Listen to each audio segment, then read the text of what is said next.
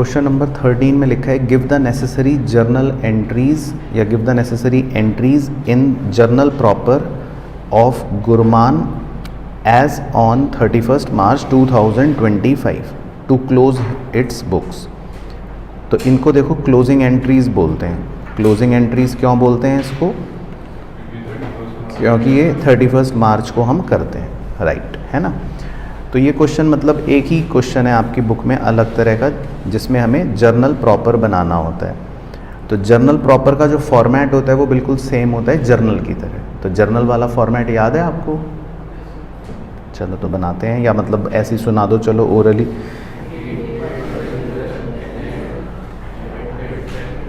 हाँ सही। तो एक पेज का फॉर्मेट बना लो आप। डेट, पर्टिकुलर्स, LF, उसके बाद डेबिट रुपी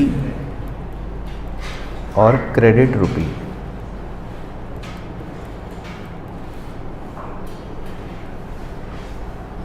ठीक है, तो लगभग एक पेज का बना लो आप। तो हमारे बुक में हमें दो क्वेश्चन दे रखे हैं। तो एक तो ये वाला क्वेश्चन है जिसमें हम क्लोजिंग एंट्रीज रिकॉर्ड करेंगे, और नेक्स्ट क्वेश्चन भी है एक जिसके अंदर हम एडजस्टमेंट एंट्रीज रिकॉर्ड करेंगे। हालांकि ये जो दोनों क्वेश्चंस हैं ये हमारे डिटेल में आते हैं जब हम चैप्टर 19 पढ़ते हैं, लेकिन अभी क्योंकि बुक में दे रखा है हमको, तो बस इसीलिए हम सॉल्व कर रहे हैं, बाय चांस पूछ ले तो।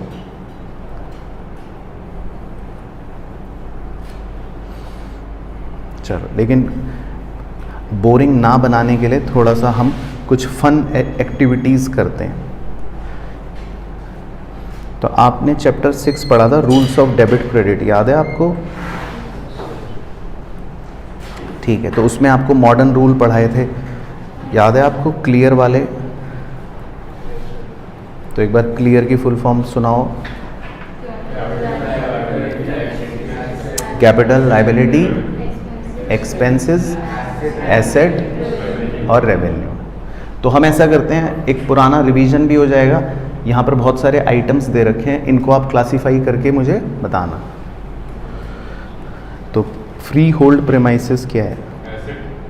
Asset, very good. Plant and machinery, very good.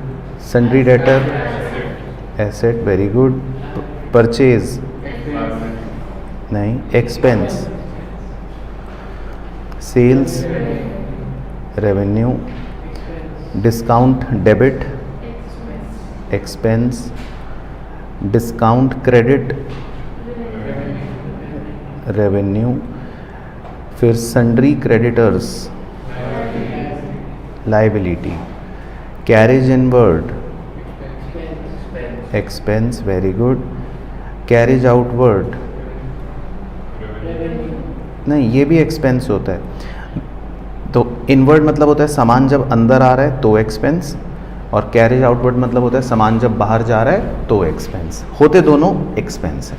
तो कैरेज इनवर्ड भी एक्सपेंस होता है, कैरेज आउटवर्ड भी एक्सपेंस होता है। उसके बाद furniture and fixture, asset. Wages, expense. Bad debts, expense.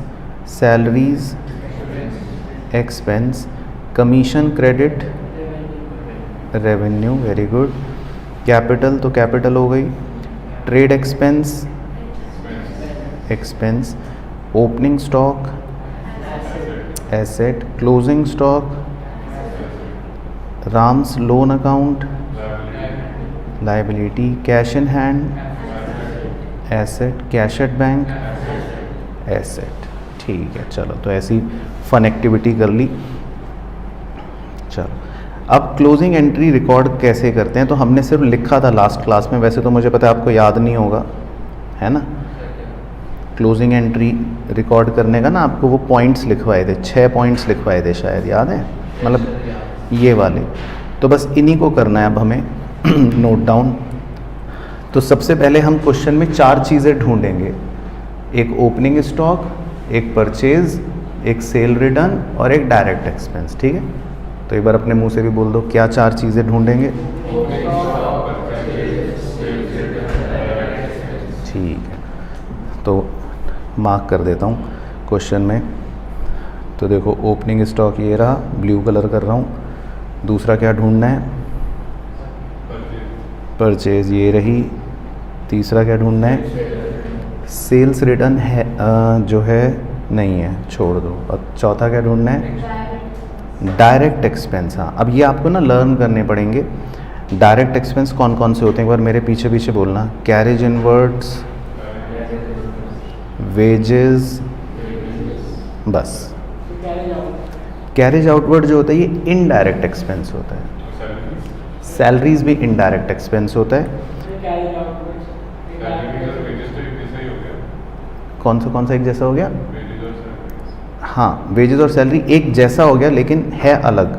Wages जो होता है वो हम मज़दूर को देते हैं, जो हर दिन अलग हो सकती है, लेकिन सैलरी जो होती है वो अपने एम्प्लॉय को देते हैं, जो फिक्स होती है। तो वेजेस मतलब दिहाड़ी, सैलरी मतलब तनख्वाह, तो थोड़ा सा अलग है। ट्रेड एक्सपेंस भी इनडायरेक्ट एक्सपेंस होते हैं, मतलब ये होते हैं आपके सेल से रिलेटेड, जब हम कुछ सेल करते हैं उससे रिलेटेड, ठीक है। तो ओके हो गया। चलो, तो जो आपको ब्लू कलर के नज़र आ रहे हैं 4 आइटम, सबसे पहले हम उनको रिकॉर्ड करते हैं 31 मार्च। तो आपको ये जर्नल एंट्री लर्न करनी है। Very good. Trading account debit और 2, इन चारों चीज़ों को 2 कर दो। 2 purchase account 37,500, 2 carriage inward account 375,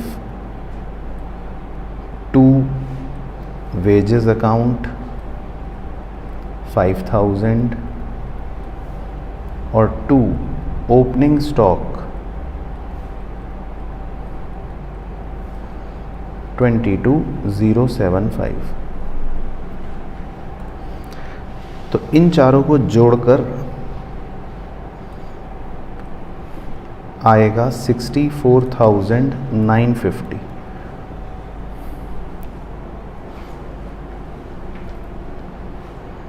तो ये हमारी पहली एंट्री होती है। तो सबसे पहले हम ये रिकॉर्ड कर लेते हैं, ठीक है। तो आपको याद रखना है ट्रेडिंग अकाउंट डेबिट 2 परचेज या 2 डायरेक्ट एक्सपेंस जो भी होंगे, और 2 ओपनिंग स्टॉक जो भी होगा। उसके बाद देखो सेकेंड एंट्री में क्या ढूंढना है, एक बार अपने मुंह से बोलो। 3 चीज़ें ढूंढेंगे, क्लोजिंग स्टॉक, सेल्स और परचेज रिटर्न। ठीक है, 3 चीज़ें ढूंढेंगे। येलो कलर कर देता हूँ। तो बोलो क्या क्या ढूंढना है। एक तो क्लोजिंग स्टॉक, ये रहा येलो कलर। दूसरा सेल्स, ये रही। और परचेज रिटर्न है नहीं, तो छोड़ दो। तो बस 2 येलो कलर दिख गए आपको, तो बस इनको रिकॉर्ड करेंगे, सेल और क्लोजिंग स्टॉक। तो उसकी जर्नल एंट्री क्या हो गई? सही। Sales account debit 95,000, closing stock account debit 10,000, 2 trading account, इन दोनों को जोड़ लो तो 1,05,000। ठीक है, तो ये आपकी दूसरी एंट्री हो गई।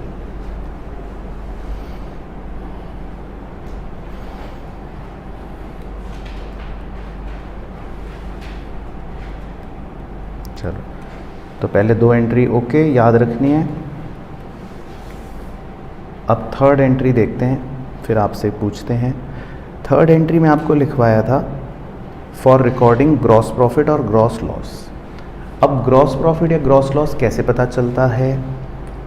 अगर 1 वाला अमाउंट छोटा होगा 2 वाले अमाउंट से तो ग्रॉस प्रॉफिट कहेंगे, तो काली वाली एंट्री करेंगे। और अगर 1 वाला अमाउंट 2 वाले अमाउंट से बड़ा होगा तो ग्रॉस लॉस होगा, तो नीली वाली एंट्री करेंगे। ठीक है, तो अब आपको एंट्री में चेक करना है कि 1 वाला बड़ा है कि 2 वाला बड़ा है। आइए नंबर बना लेते हैं आपके लिए। तो 1 है 64,950 और 2 है 1,05,000। 2 बड़ा है या 1 छोटा है? तो ध्यान से देख के बताना। 2 बड़ा है और 1 छोटा है। हाँ, तो इसको बोलते हैं ग्रॉस प्रॉफिट। ठीक है जी, समझ गए कैसे पता लगाना है आपको? तो आपको ये काले वाली एंट्री करनी है, trading account debit to P&L account. और अगर 2 बड़ा नहीं होता, 2 छोटा होता, तो फिर आपको वो वाली एंट्री ग्रॉस लॉस वाली करनी। तो क्लियर हो गया? ठीक है, तो ये काली वाली एंट्री छेप लेते हैं। आ जाओ, वैल्यू आपसे निकलवाऊंगा अभी, क्योंकि वैल्यू तो पहले एंट्री लिख लेते हैं, trading account debit to P&L account. तो ये एक तरह से ग्रॉस प्रॉफिट है, लिख देता हूँ ब्रैकेट में ताकि आपको पता रहे।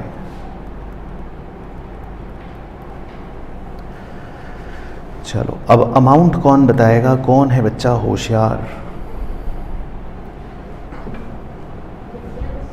Difference, very good. ठीक है चौहान साहब, तो अमाउंट कैसे पता चलता है? डिफरेंस से। तो 2 में से 1 को माइनस कर दो, तो डिफरेंस आएगा 40050। हाँ दिखा दो, क्योंकि नहीं तो बाद में तुम मेरे बाल नोचने आओगे ना कि सर कहाँ से आया, मुझे क्या पता। तो दिखा दो ब्रैकेट में ताकि तुम्हें भी पता रहे और टीचर को भी पता रहे कि भाई बच्चे ने समझदारी से निकाला है, चीटिंग नहीं करी। ठीक है, तो 3 एंट्रियां ये लर्न करनी है पहले। हाँ पेपर में लिख देना, और क्या। चलो अब 4th एंट्री करते हैं, सबसे खतरनाक। 4th एंट्री में लिखा है ऊपर फॉर रिकॉर्डिंग। देखो पढ़ो अपने आप क्या क्या। इनडायरेक्ट एक्सपेंस, और इनडायरेक्ट एक्सपेंस के आपको देखो एग्जाम्पल भी लिखवा रखे हैं कुछ कुछ। Salary, rent, carriage outward. तो अब जितने भी इनडायरेक्ट एक्सपेंस होंगे उनको ग्रीन कलर कर देता हूँ। ठीक है, तो पहले आप बताओ कुछ अगर आपको नज़र आ रहे हैं तो। ठीक है, एक तो salary 1, carriage outward 2, trade expense 3, bad debts 4। जितने भी एक्सपेंस होते हैं जो डायरेक्ट के अलावा होते हैं वो सब इनडायरेक्ट होते हैं। तो जितने भी एक्सपेंस हैं डायरेक्ट के अलावा वाले वो सारे इनडायरेक्ट हैं। और देखो कौन से एक्सपेंस हैं। डायरेक्ट सिर्फ 2-3 होते हैं, मतलब क्रेडिटर तो लगाओ गाल पे 2 थप्पड़, वो तो लाइबिलिटी है, वो एक्सपेंस थोड़ी ना है। तो आपको होश में भी रहना है, ऐसा नहीं कि बेहोशी में कुछ भी कह रहे हो। तो एक्सपेंस सोचने हैं लेकिन इनडायरेक्ट वाले। और कोई एक्सपेंस बच गया इसमें ढूंढो। तो 1 2 3 4 5 हो गए मेरे हिसाब से। तो और कोई एक्सपेंस है कोई? नहीं, बचा ही नहीं। तो हमें इन 5 को अब रिकॉर्ड करना है। क्रेडिटर तो लाइबिलिटी है। और कौन सा कह रहे थे तुम? बताओ, फिर तुम्हारा भी थप्पड़ डिप हो जाएगा। तो 5, इन 5 को रिकॉर्ड करते हैं। आओ, इन 5 को रिकॉर्ड करने के लिए क्या एंट्री करेंगे? लिखो, देखो, P&L अकाउंट डेबिट 2। हाँ, तो 5 बार 2 लिखने हैं। ठीक है, 5 थे ना, तभी तो 5 काउंट करवा रहा था। तो 2 carriage outward account 600, 2 discount account, या डिस्काउंट जो डेबिट वाला है वही लिख देता हूँ, 150, 2 बैड डेट अकाउंट 750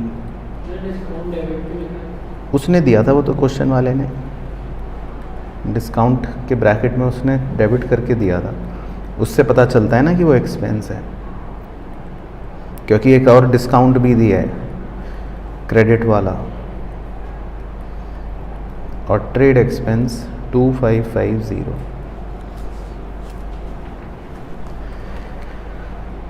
तो इन सबको ऐड कर लेते हैं,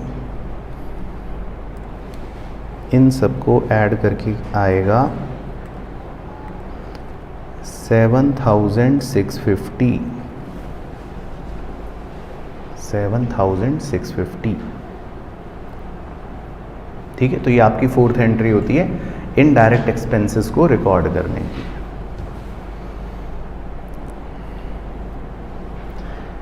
उसके बाद फिफ्थ एंट्री नंबर 5 क्या रिकॉर्ड करते हैं? नंबर 5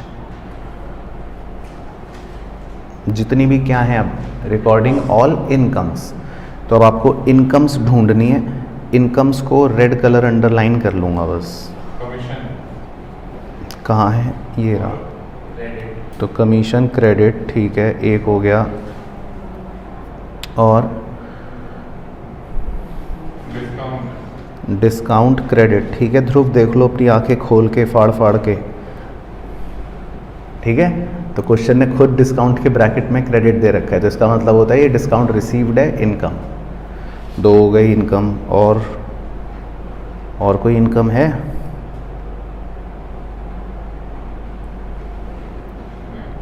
नहीं, और कोई इनकम नहीं है, तो बस 2 ही इनकम है, तो एक डिस्काउंट और एक कमीशन। तो अब इनकम को रिकॉर्ड करने की एंट्री लिख लो। Discount account debit 175, commission account debit 2125,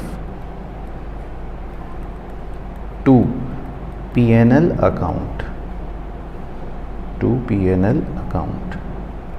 तो इन दोनों को जोड़ लो। तो तुम्हें कैसे पता?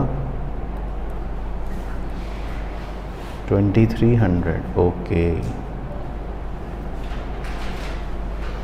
चलो ठीक है। अब उसके बाद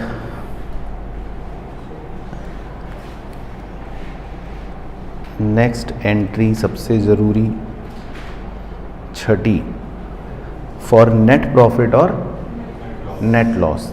तो ये आपने कहा भी था कि सर ये कैसे पता चलेगा, तो मैंने कहा था जब समय आएगा तो मैं खुद आपको सिखा दूंगा। तो अब वो समय आ चुका है कि नेट प्रॉफिट या नेट लॉस कैसे पता लगाना है।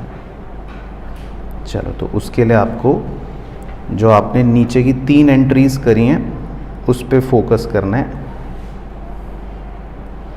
जो एंट्री नंबर आपकी 3 है और एंट्री नंबर जो 5 है, एक बार वो देखो। एंट्री नंबर 3 जो है वो क्या है? हाँ, तो आपने P&L अकाउंट को क्रेडिट कराया ना 40,050 रुपये, राइट। और फिफ्थ एंट्री भी देखो, फिफ्थ एंट्री में भी आपने P&L अकाउंट को क्रेडिट कराए 2300 रुपये, राइट। तो दोनों क्रेडिट वाले अमाउंटों को मैं लिख लेता हूँ, 40,050 और 2300। तो ये आपने P&L अकाउंट को जो क्रेडिट करा था उन दोनों को लिख लेता हूँ।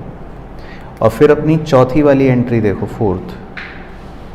फोर्थ एंट्री में आपने P&L अकाउंट को क्या करा है?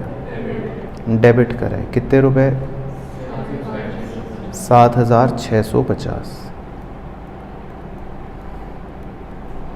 तो आपको क्रेडिट वालों में से डेबिट वाला माइनस करना है। तो अगर पॉजिटिव आएगा तो प्रॉफिट, नेगेटिव आएगा तो लॉस, ये पहचान होती है, ठीक है। तो अगर पॉजिटिव आएगा तो प्रॉफिट, नेगेटिव आएगा तो लॉस, पॉजिटिव आएगा प्रॉफिट, ठीक है। तो अब कितना आएगा पॉजिटिव, वो अमाउंट बताओ। तो बिल्कुल सही है, तो नेट प्रॉफिट ही आएगा, वैसे पॉजिटिव ही आ रहा है, तो नेट प्रॉफिट आ जाएगा। अब कितना आएगा डिफरेंस माइनस करके बताओ? 34,700। वेरी गुड चौहान साहब। तो जर्नल एंट्री क्या लिखवाई थी नेट प्रॉफिट की? P&L account debit to capital account. P&L account debit to capital account. ठीक है, तो ये लिख लो। तो पॉजिटिव आता है तो समझना है आपको कि ये नेट प्रॉफिट है, क्योंकि पॉजिटिव आ गया। और अगर ये नेगेटिव आता तो फिर क्या होता है? इसका मतलब लॉस, नेट लॉस। तो ये पहचान होती है। तो पॉजिटिव आएगा तो प्रॉफिट, नेगेटिव आएगा तो लॉस। तो क्लियर हो गया नेट प्रॉफिट कैसे पहचानना है? ठीक है, तो 6 एंट्री तो हो गई जो हमने करी थी। लेकिन हमें इसमें एक एंट्री, क्योंकि और क्वेश्चन ने कुछ और आइटम्स भी दे रखे हैं, तो वो भी करनी पड़ेगी 31 मार्च को। पेज खत्म, तो अगले पेज पे चले जाओ।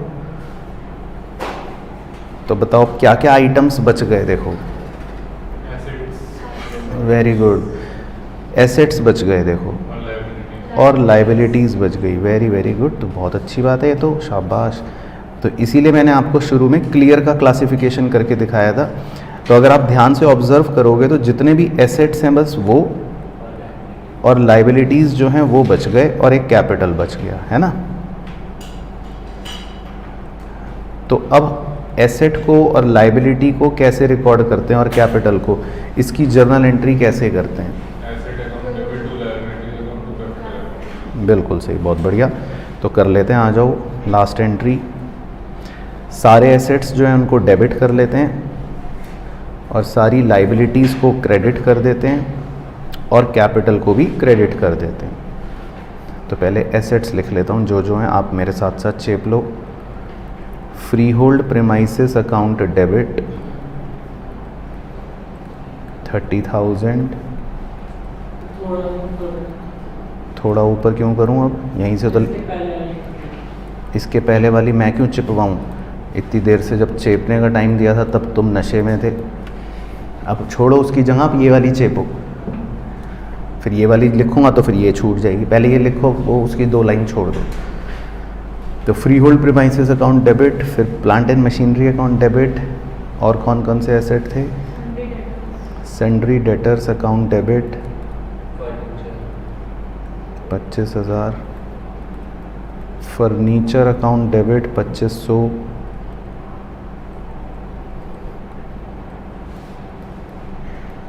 ठीक है, वो तो लास्ट में आएगी। पहले एसेट्स लिखने हैं सारे। और क्या था? फ्री होल्ड प्रीमाइसेस हो गया, plant and machinery, sundry debtor 25, है ना, 2500। कैश इन हैंड 9075, ठीक है। Cash in hand account debit 9075, और cash at bank account debit 3125, ठीक है। तो सारे एसेट्स हमने डेबिट कर लिए। अब करो 2। अब लाइबिलिटीज़ क्या क्या हैं? एक तो सन्ड्री क्रेडिटर्स देख लेते हैं ऊपर 12,500, और क्या है? राम लोन, ठीक है, 20,000, बस, और तो कोई नहीं है। तो sundry creditor 12,500 to Ram's loan account 20,000, और 2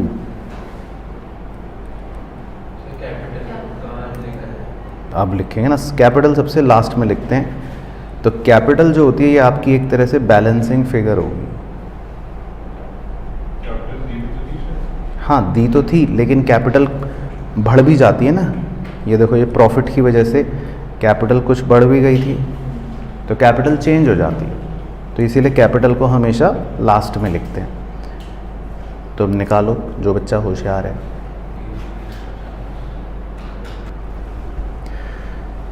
अच्छा, एक और एसेट भी तो लिखना भूल गए 31 मार्च को, वो भी तो लिख लो, मैं वही चेक करने गया था।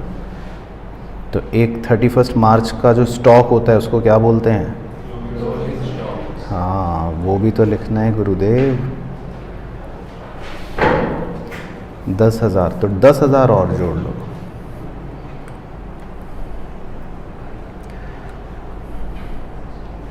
तो अब कितना आएगा?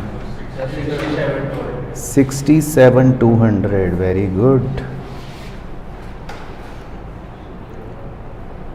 अब मान लो आपको एग्जाम में ये खुद क्रॉस चेक करना हो कि क्या मैं सही हूं या नहीं, तो कैसे करोगे?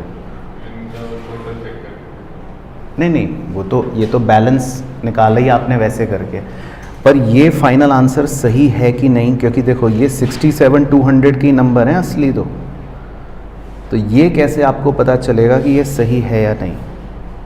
तो इसका भी आपको तरकीब सिखा दूं। तो देखो कैपिटल आपको कितनी दे रखी थी गिवन? 32,500 है ना, लेकिन हमारा कुछ अभी प्रॉफिट भी हुआ, इस प्रॉफिट ने कैपिटल को बढ़ा दिया, तो कितना प्रॉफिट हुआ? नेट प्रॉफिट देखो 34,700। तो आप चेक करो कि क्या ये फिगर अब बन रही है 67,200। चेक करो, बन रही है ना, तो ये क्रॉस चेक हो जाता है। तो उसने आपको कैपिटल कितनी दी थी? 32,500, लेकिन प्रॉफिट ने उस कैपिटल को क्या कर दिया?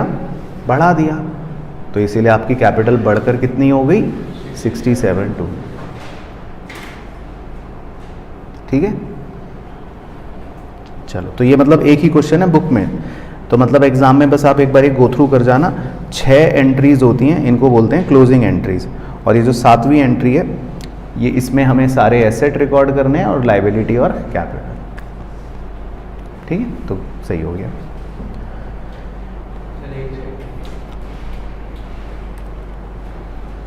ठीक है, चलो, तो मैं आगे बढ़ रहा हूँ। क्वेश्चन नंबर 14 छोटा सा, ये 5 मिनट में हो जाएगा। इसका नाम है एडजस्टमेंट एंट्रीज।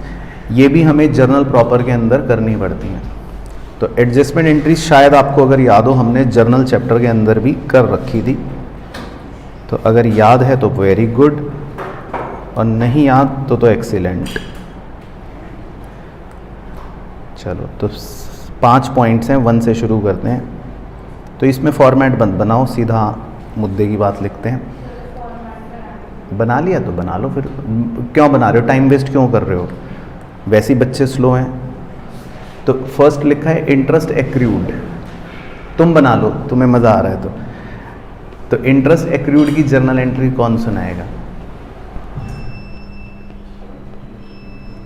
इंटरेस्ट एक्रूड, ये आपको एडजस्टमेंट एंट्रियां लिखवाई तो है, इंटरेस्ट एक्रूड। चलो, तो मेरे साथ चेपो एंट्री, इसकी एंट्री होती है accrued interest account debit to interest account. ठीक है, तो accrued interest account debit to interest account.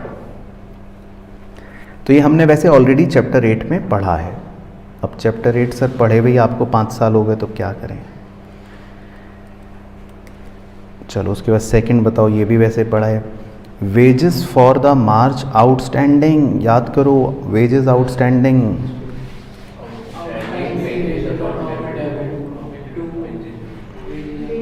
ठीक है, तो बस गाल पे 2 थप्पड़ लगा के उसको उल्टा कर लो। Wages account debit to outstanding wages account. तो wages account debit to outstanding wages account.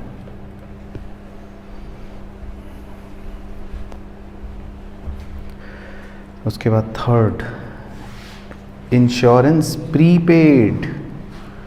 Prepaid याद करो, इंश्योरेंस प्रीपेड 1500। वेरी गुड, सही। तो लिख लो थर्ड का answer, prepaid insurance account debit to insurance account. 1500। Prepaid insurance account debit to insurance account 1500। ठीक है, तो इसका मतलब आपको कुछ भी याद नहीं है, एडजस्टमेंट एंट्रीज। उसके बाद फोर्थ जो है, इस पे आप स्टार लगा लो, ये इंपॉर्टेंट पॉइंट है इस क्वेश्चन में। ठीक है, एग्जाम में ये पॉइंट आपके लिए आ सकता है। इसमें लिखा है commission due. Commission due, due मतलब भी आउटस्टैंडिंग ही होता है वैसे। ड्यू का मतलब भी क्या होता है? Outstanding. To the manager 6% on the net profit after charging such commission. The net profit before charging such commission was 1,06,000। ठीक है, तो कमीशन ड्यू की पहले जर्नल एंट्री मारो तुक्का।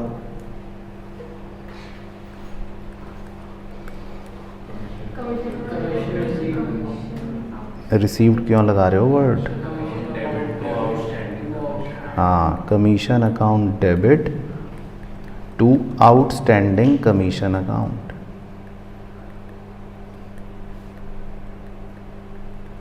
ठीक है ना, तो commission account debit to outstanding commission account.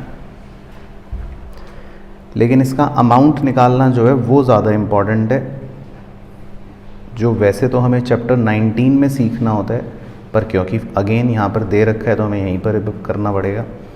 तो इसका अमाउंट कितना होगा चौहान साहब? इस एंट्री में अमाउंट कितना लिखूंगा? हाँ बताओ, बाकी बच्चे भी बताओ। मैनेजर को कमीशन देना है आपको 6% on the net profit after charging such commission, और profit before charging such commission है 1,06,000। तो मैनेजर साहब को बताओ कितना कमीशन मिलेगा? 6,360, 6,360। ठीक है, तो एक मिनट लिख लेता हूँ, 6,360। यही आ रहा है क्या सबका? चलो ठीक है, तो अगर मैं आपको कहूँ कि ये गलत है तो आपको बुरा तो नहीं लगेगा? नहीं लगेगा बुरा, चलो अच्छी बात है। फिर बुरा नहीं लग रहा तो फिर तो गलत है ही है क्या। लेकिन कई बार बच्चे का दिल टूट जाता है इस पॉइंट पे, क्योंकि वैसे तो 6,360 आ रहा है, वैसे तो आ रहा है, लेकिन ये है गलत, तो बच्चा कई बार बुरा मान जाता है। तो अब क्या करें? फिर से कैलकुलेट करें, ऐड होगा तो मतलब बताओ, फिर ऐड करके बताओ। 1,12,360 नहीं, हाँ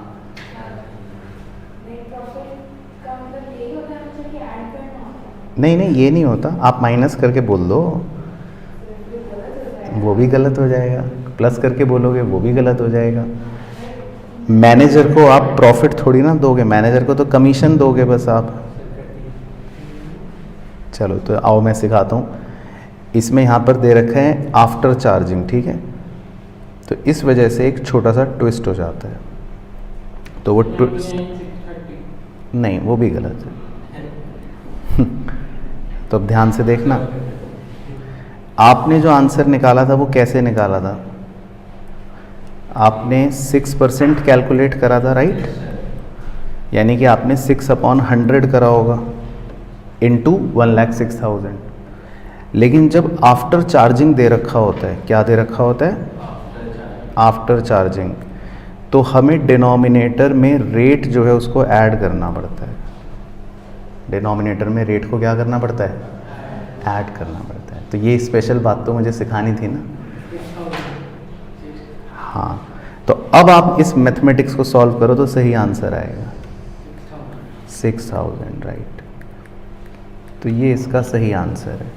तो ये आप लिख लेना, जब भी आफ्टर चार्जिंग दे रखा होता है तो आपको डिनोमिनेटर में क्या ऐड करना पड़ता है? रेट। अच्छा, अगर रेट होता मान लो 7%, तो आप कैसे करते? 7/100 + 7। रेट होता 10%, तो आप कैसे करते? 10/100 + 10, ठीक। तो ये इसमें स्पेशल बात थी, तो इसीलिए ये पॉइंट इंपॉर्टेंट था, क्योंकि टीचर को पता है ये बच्चा गलती करेगा जो पढ़ता नहीं है। तो इसका आंसर आ जाएगा 6000। चलो, तो ये तो बहुत ही अच्छा पॉइंट हो गया, नया है ना। उसके बाद नंबर 5 है इंटरेस्ट ड्यू।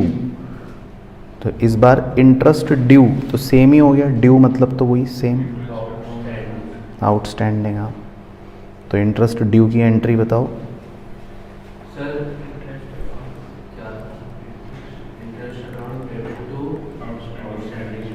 सही, interest account debit to outstanding interest. ठीक है, तो लिख लो पहले एंट्री, फिर अमाउंट लिखते हैं। Interest account debit to outstanding interest. ठीक है, अमाउंट आप निकालना। Loan of 1,50,000 was taken at 9% per annum 9 months before the end of year। ठीक है, तो करो इंटरेस्ट कैलकुलेट। 1,50,000 का लोन है, 9% का इंटरेस्ट है, और कह रहा है 9 मंथ्स पहले आपने लोन लिया है, तो सिर्फ 9 मंथ्स का ही इंटरेस्ट लगाओगे।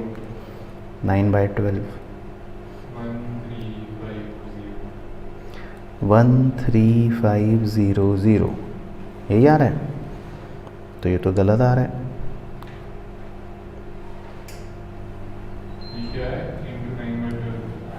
इंटू 9/12 क्या है, कौन बच्चा बताएगा?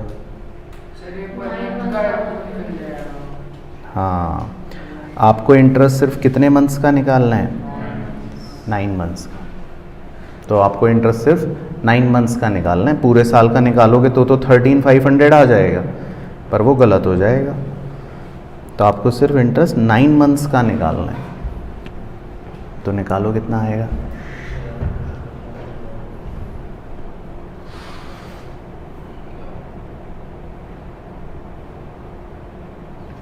$10,125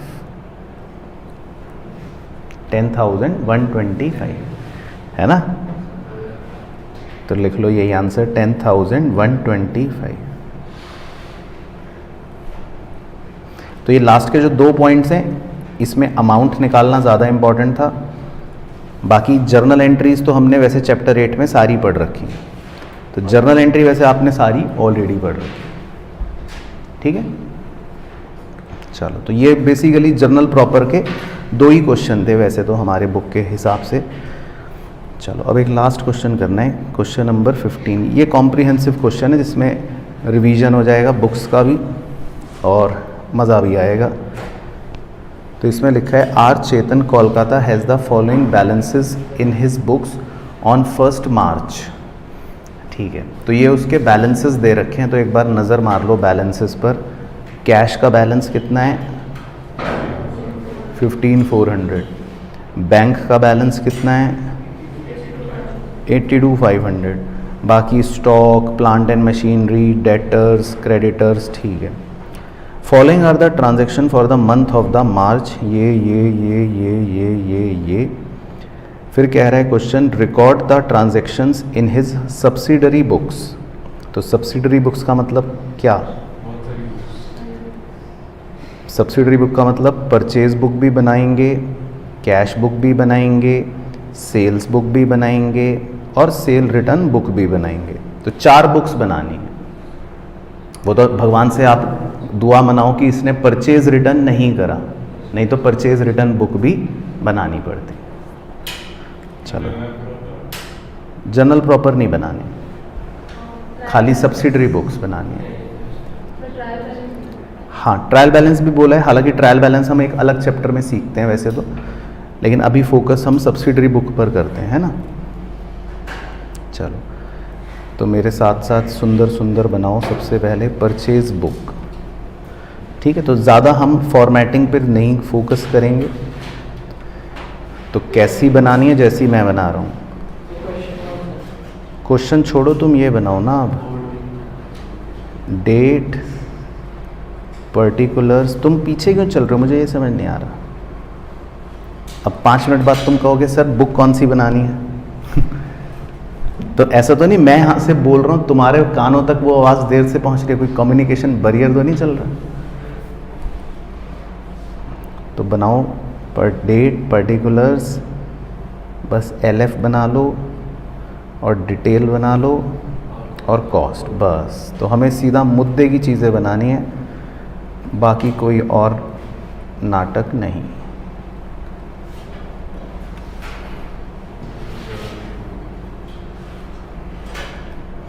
ठीक है, तो ये आप बना लो, 9 लाइन होगा। हाँ, टोटल की ज़रूरत नहीं क्योंकि कोई एक्सपेंस तो है ही नहीं, तो जो कॉस्ट होगी वही टोटल हो गया। तो बस आप 9 लाइनों का बना लो। उसके बाद दूसरा बना लो, कौन सा, सेल्स बुक। वो भी ऐसे ही बना लो, छोटा सा ही 9 लाइनों का, और बस 5 ही कॉलम बनाना, डेट पर्टिकुलर्स LF, वो छोड़ो ना, अब हमें क्या करना, अब डिटेल्स और सेल वैल्यू।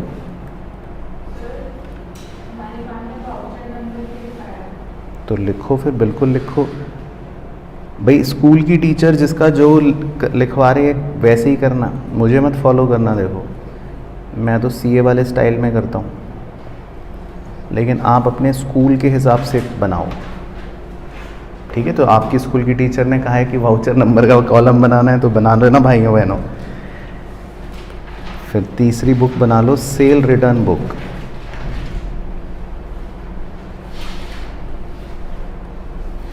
ठीक है, सेल रिटर्न बुक में भी छोटी सी बना लो, डेट पर्टिकुलर LF डिटेल और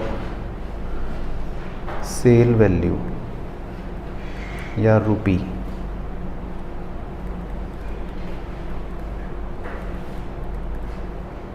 और चौथी बना लो, कौन सी, कैश बुक। कैश बुक थोड़ा सा 10 से 12 लाइनों की बना लेना, और क्योंकि कैश और बैंक 2 बैलेंसेस हैं, तो कौन सी वाली कैश बुक बनेगी, डबल कॉलम, राइट। तो इसका फॉर्मेट तो पूरा प्रॉपर बनाना, date particular LF cash bank, date particulars LF cash और बैंक। कॉन्ट्रा एंट्री याद है ना, तो C का सिंबल भी बनाना पड़ेगा, तो LF का कॉलम बना लेना।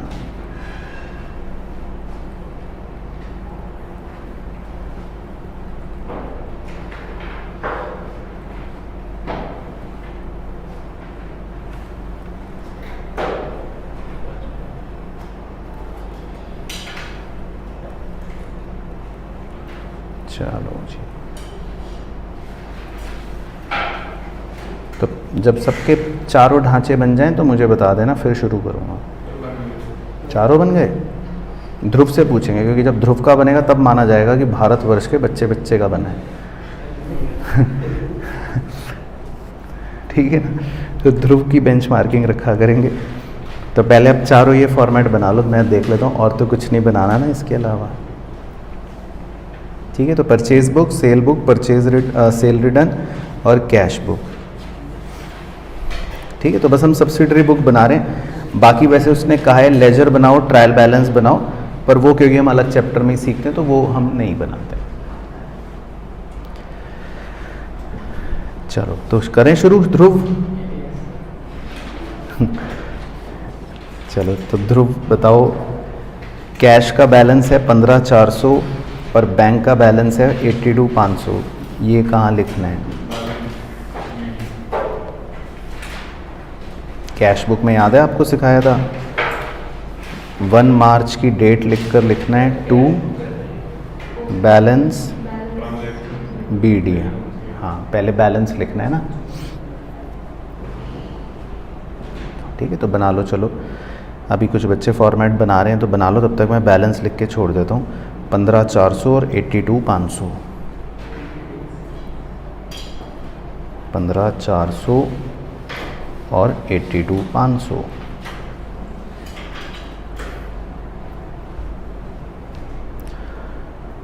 ठीक है, बन गया वो बन गया, बना लो फॉर्मेट। चलो ठीक है, तो अब आप बताते रहना कहाँ रिकॉर्ड करना है। अब लिखा है 1 मार्च कैश सेल्स 2000, बताओ। Cash book, very good. और कहाँ लिखोगे? डेबिट साइड, पैसा आया, याद है? To sales 2000। तो इसमें देखो आपका पुराना चैप्टर भी रिवाइज हो गया जो आपने वैसे पढ़ा नहीं था। सही है ना? चलो नेक्स्ट बताओ। Purchased machinery by cheque 5000, cash book में credit side, very good. 2 March by machinery और बैंक वाले कॉलम में 5000।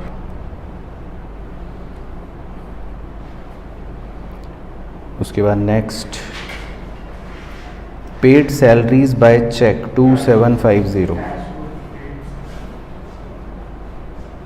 तो कैश बुक में 3 मार्च बाय सैलरीज 2750।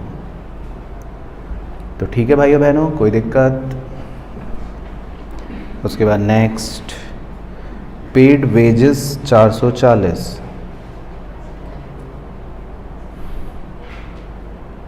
बोलो, बाय वेजेस अकाउंट, और कैश में से 440। उसके बाद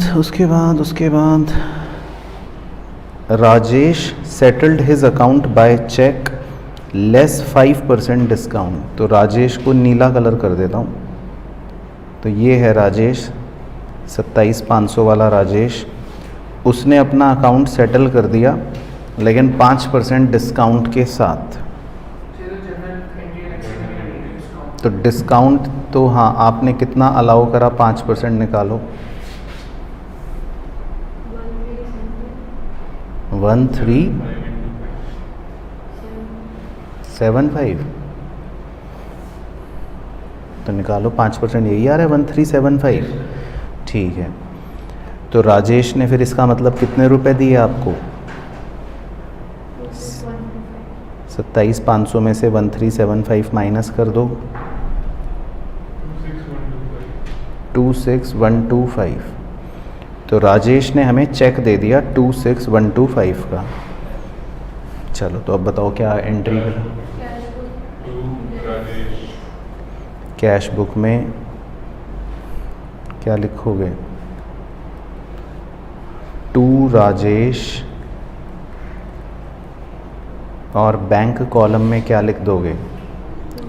26,125, और डिस्काउंट के लिए क्या करोगे?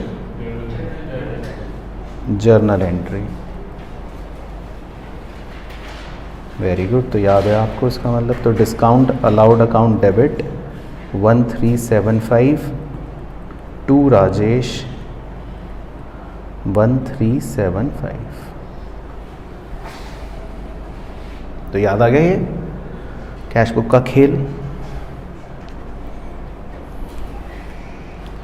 चलो उसके बाद जी नेक्स्ट है sold goods on credit to James Patna 10,000, sales book, very good, क्योंकि क्रेडिट पर बेचे गुड्स जेम्स पटना को 11 मार्च। तो कैसे रिकॉर्ड करोगे सेल्स बुक में? 11 मार्च की डेट लिख लोगे और जेम्स पटना हेडिंग डाल दोगे। आइटम कुछ दिया नहीं क्वेश्चन ने, तो बस नीचे गुड्स लिख लो, है ना? नहीं तो लिखा होता है ना 10 पंखे बेचे इतने के, 5 पंखे बेचे उतने के, तो वो तो कुछ दिया ही नहीं, तो बस खाली गुड्स लिख लो और सीधा सेल वैल्यू डिटेल भी लिख लो 10,000 और वही बाहर भी लिख लो 10,000। तो ठीक है भाइयों, मज़ा आया सेल्स बुक में? चलो next, send a credit note to James for goods return 2000। जेम्स ने गुड्स रिटर्न कर, कौन सी बुक? सेल्स रिटर्न बुक, ठीक है। तो क्या तारीख है? 13 मार्च। तो 13 मार्च जेम्स पटना हेडिंग डाल दो।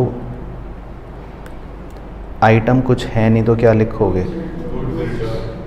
नहीं, बस गुड्स। गुड्स रिटर्न नहीं, गुड्स रिटर्न तो बुक है ही, बुक का तो नाम ही गुड्स रिटर्न हो गया ना। हमें तो आइटम नहीं था तो बस आइटम की जगह गुड्स लिख लिया।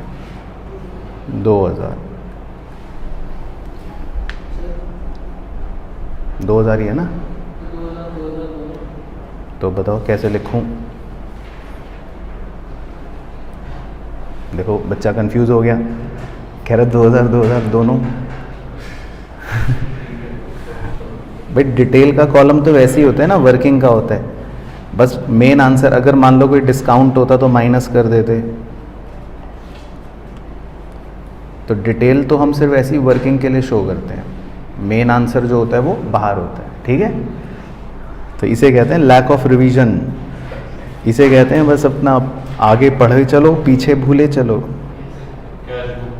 तो paid to Rao by cheque in full settlement.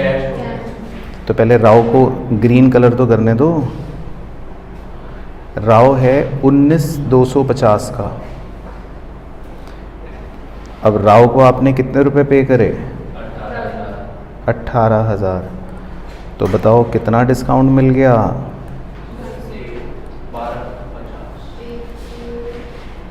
1250। तो कौन सी बुक में रिकॉर्ड करोगे? Paid to Rao cash book.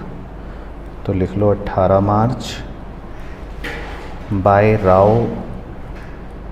Bank column में लिख लो 18,000। Very good. और डिस्काउंट की क्या लिखोगे? Journal entry. तो 18 मार्च जर्नल एंट्री कर लो, Rao debit to discount received 1250।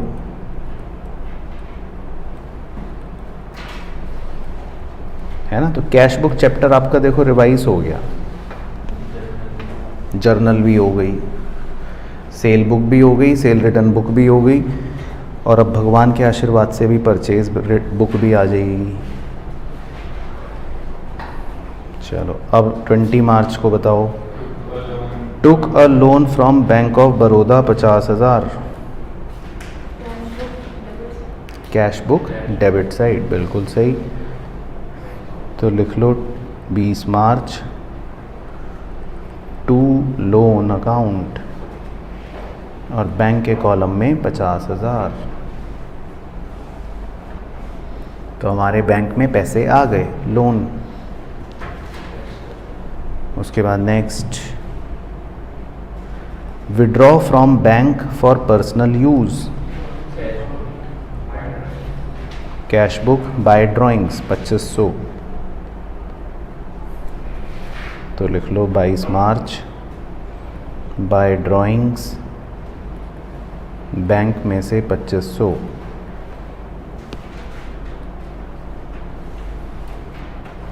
उसके बाद next, bought goods from Samantha Delhi. Samantha से गुड्स खरीदे,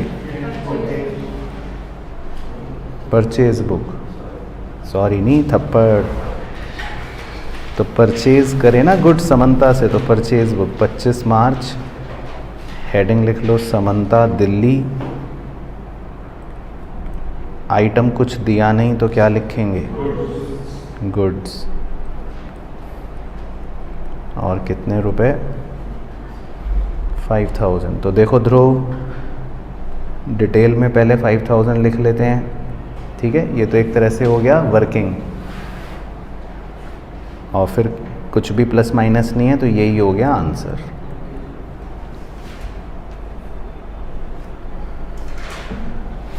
चलो उसके बाद next, paid corporation tax by cheque. Cash book 1155 23 March by by tax 1155 bank में से।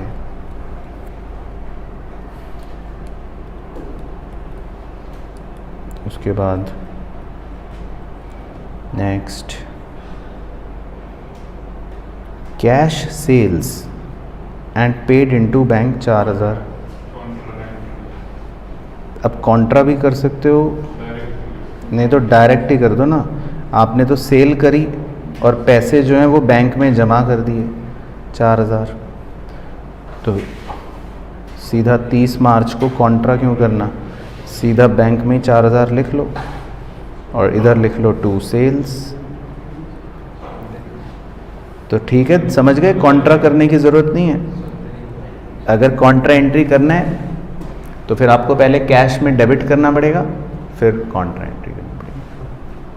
तो टाइम वेस्ट क्यों करना। चलो उसके बाद नेक्स्ट तो बहुत खतरनाक पॉइंट है।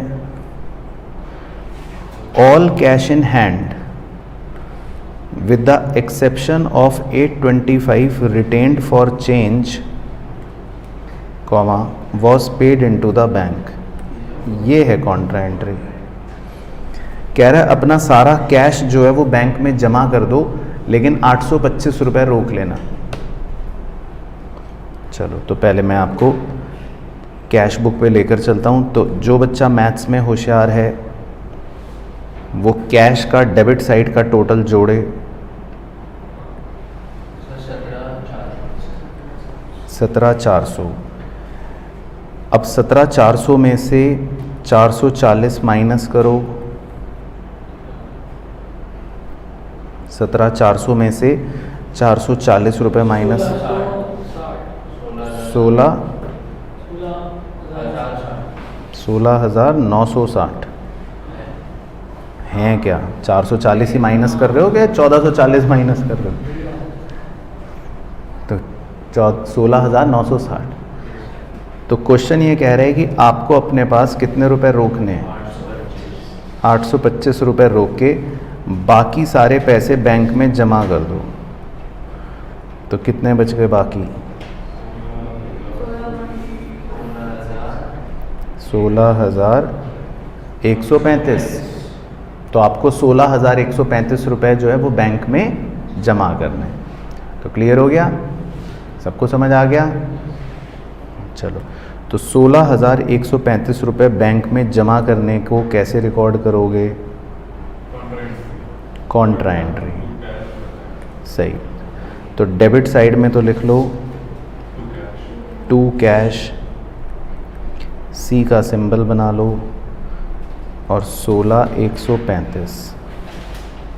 और क्रेडिट साइड में लिख लो बाय बैंक, सी का सिंबल बना लो और 16,135।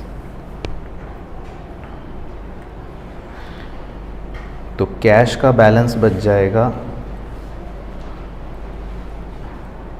825, है ना? 825 ही कह रहा था ना वो। चलो अब बैंक का बैलेंस निकालते हैं, आ जाओ।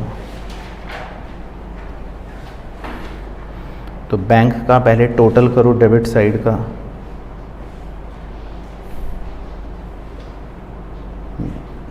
या आप क्रेडिट का करो, मैं डेबिट का कर रहा हूँ। तो डेबिट का आ रहा है 178,760।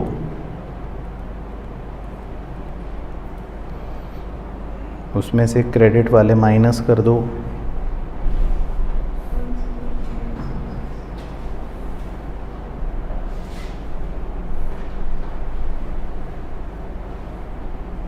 तो 149,355 बच रहा है वैसे तो। 149,355। तो 149,355। तो एक बार किताब वालों का देख लें। क्रेडिट साइड का 29,405। ठीक है, तो वो माइनस करके बैलेंस बच गया 149,355। बैलेंसिंग भी तो करनी है कास्टिंग के बाद, भूल गए कैश बुक? अच्छा, क्या बाय बैलेंस सीडी नहीं लिखना? तुम अभी वही पुरानी उसमें ही घूम रहे हो। ठीक है, चलो अब ये वाली बुक्स तो बहुत सिंपल हैं। सेल रिटर्न का तो टोटल कितना आ गया? 2000। सेल बुक का टोटल कितना आ गया? 10,000। परचेज बुक का टोटल कितना आ गया? 5,000। तो एक बार बुक्स का बैलेंस चेक कर लो, किताब वालों का देखो। परचेज बुक का 5,000 ही दे रखा है, कैश बैलेंस देखो 825 ही दे रखा है, बैंक बैलेंस देखो 149,355 ही दे रखा है, सेल बुक 10,000 और सेल रिटर्न बुक 2,000। चलो तो क्लियर हो गया खेल? सर अब इस पूरे का टोटल का क्या है? नहीं, पूरे का टोटल नहीं करना, हमें वो नहीं बनाना ना। ट्रायल बैलेंस हम अलग चैप्टर में सीखते हैं, चैप्टर 14 में, तो इसमें आपको वो बनाने की ज़रूरत नहीं है। तो मतलब ये पूरा चैप्टर जो है आपका फिनिश हो गया बेसिकली। चलो, बट समझ आया अच्छे से खेल? ठीक है, तो बस अब रिवाइज़ करना घर जाके, बाकी आज की छुट्टी।